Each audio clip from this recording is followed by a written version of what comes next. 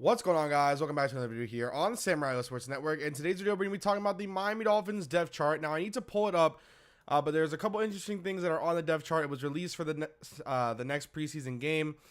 So I'm going to pull it up right here, and then we can take a look at the depth chart. Let me prop myself up into this corner. Or not. Okay. Anyhow, there's the Dolphins depth chart. So it's kind of hard for you guys to see.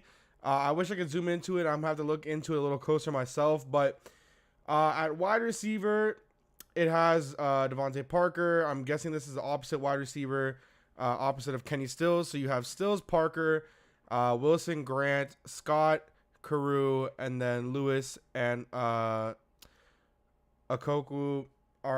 Sorry, Francis Awuku. I really can't read it. Then you have, obviously, in the slot, Danny Amendola, Isaiah Ford, and Drew Morgan. So that's not really that bad.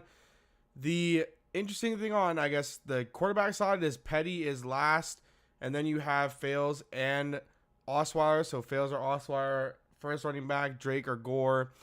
There was an interesting thing that was the tight end, which was that you have Mike Gesicki all the way at your fifth tight end, which obviously this has got to be some type of play. There's no way that he's at the fifth tight end on the Dolphins depth chart, but it's just kind of interesting to see Mike Gesicki there. Then defensively, everything pretty much seems the same. No real changes. I think Jerome Baker moved up a little bit on the depth chart. Then you have McCain, Bobby McCain being on the outside now. They've been trying to have him as an outside corner. And then Torrey McTyer also moving up over Tony Lippett. But McTyer has been actually playing outstanding. So that kind of makes sense.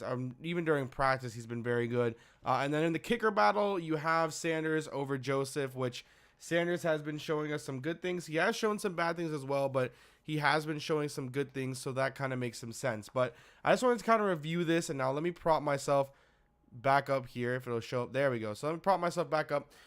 I think it's really interesting how the Dolphins have their depth chart set.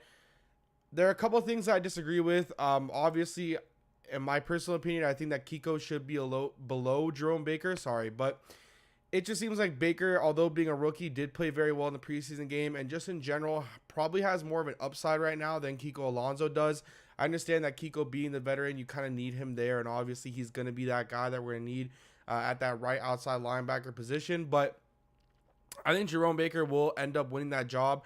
I think what you'll see is you'll have Baker, McMillan, and Stephon Anthony being your starting linebackers, which it isn't like all-star caliber if you want to look at all-pro and all that stuff, but when you saw McMillan and Jerome Baker on the field together and the few reps that they did have during the preseason game against Tampa, they looked really well together. You could see that they had some chemistry, and Stephon Anthony's kind of like that sub linebacker that the Miami Dolphins can have.